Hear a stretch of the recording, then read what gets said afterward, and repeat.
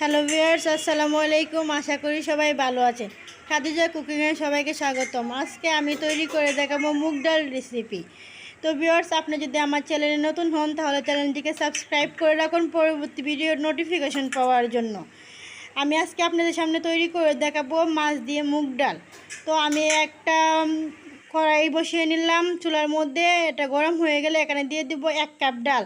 এখানে প্রায় 200 গ্রাম ডাল আছে। এটাকে আমি 5-6 মিনিট একদম লো আছে এটাকে ভেজে নেব। লো আছে ভেজে নেওয়ার ফলে এটা একদম কাঁচা গন্ধটা চলে যাবে, এটার মধ্যে একটা অন্যরকম ফ্লেভার আসবে।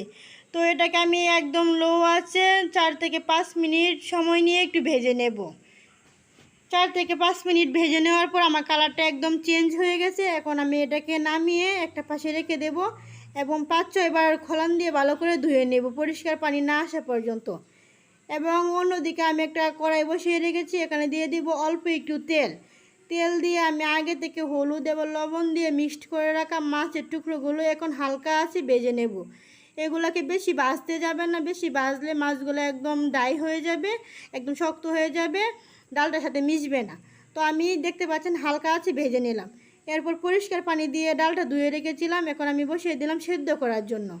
তো ডালটা আমার একদম প্রায় উতলান উঠে গেছে। এখন আমি এটার মধ্যে যে ফেনা আছে এক্সট্রা ফেনাটা ফেলে দেব, না হয় ডাল কালারটা নষ্ট হয়ে যাবে। তো এখান থেকে আমি কিছু গরম পানি রেখে দিচ্ছি, এটা পরবর্তীতে ব্যবহার করব। এবং যতটুকু পরিমাণের পানি আছে এটা দিয়ে আমি ডালটা সিদ্ধ করে নেব। দেখতে পাচ্ছেন আমি কয়েক মিনিট রান্না করার পর আমার ডালটা একদমই সিদ্ধ হয়ে গেছে। আমি এটাকে একটা সাইডে রেখে দেব। তারপর আমি আবার একটা কড়াই বসিয়ে নিলাম, এখন আমি ডালটাকে একদম রান্না করে নেব। তো তেলটা যখন একদম হালকা গরম হয়ে যাবে এটার মধ্যে দিয়ে দিব 2টা তেজপাতা। তেজপাতাটা দিয়ে আমি একদম লো আছে এটাকে একটু 2-3 সেকেন্ড ভেজে নেব। ভেজে নেওয়ার পর এটার মধ্যে দিয়ে দিব 3টা শুকনা মরিচ। শুকনা মরিচটাকে দিয়ে আমি একটু হালকা আছে এটাকে ভেজে নেব। এরপরে দিয়ে দিব অল্প একটু জিরার ফোড়ন। জিরার ফোড়নটা দেওয়ার ফলে এটার ফ্লেভারটা অন্যরকম হবে। এরপর দিয়ে দিলাম আমি এটার মধ্যে মিডিয়াম সাইজের 2টা পেঁয়াজ কুচি। এটাকে দিয়ে আমি এটাকে একদম কড়া করে ভেজে নেব। ভেজে আমি একটা সাইডে রেখে দেবো এটাকে ফোড়ন দেওয়ার জন্য। এবং অন্যদিকে আমি একটু পানি দিয়ে দিলাম এটার মধ্যে, কারণ এটার মধ্যে আমি কিছু মশলা অ্যাড করে দেবো। দিয়ে দিলাম 1/2 টেবিল চামচ আদা বাটা, 1/2 টেবিল চামচ রসুন বাটা, দিয়ে দিলাম 1/2 টেবিল চামচ জিরা গুঁড়া, দিয়ে দিলাম 1/2 টেবিল চামচ লবণ, দিয়ে দিব এর মধ্যে 1/2 টেবিল চামচ মরিচ, দিয়ে দিব এটার মধ্যে আমি 1/2 টেবিল চামচ হলুদের গুঁড়া, দিয়ে এটাকে দিয়ে দিলাম 1/2 টেবিল চামচ ধনিয়া গুঁড়া। এরপর আমি দিয়ে দিলাম এটার মধ্যে মাছটা দিয়ে আমি এগুলাকে কয়েক মিনিট সময় নিয়ে কষিয়ে নেব। এবং আমি মাছটাকে হালকা করে ভেঙে নেব, কারণ ভেঙে নেওয়ার ফলে মাছটা এবং ডালটা একসাথে ভালো করে মিশে যাবে। আমি আজকে মাছ দিয়ে ডাল রান্না করব, তাই আমি মাছটা ডালটা একসাথে মিশিয়ে নিলাম।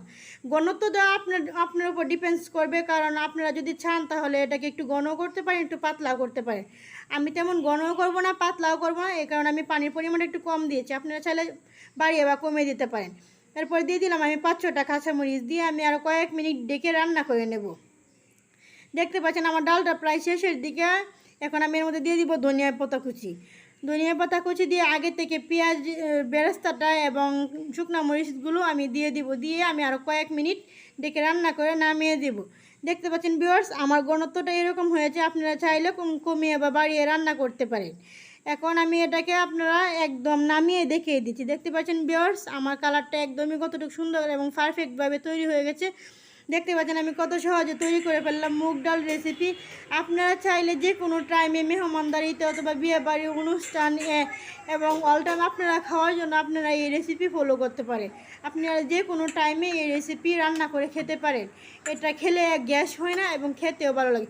তো সম্পূর্ণ ভিডিও দেখার জন্য ভিউয়ার্স ধন্যবাদ। আশা করি ভালো থাকবেন, সুস্থ থাকবেন। আল্লাহ হাফেজ।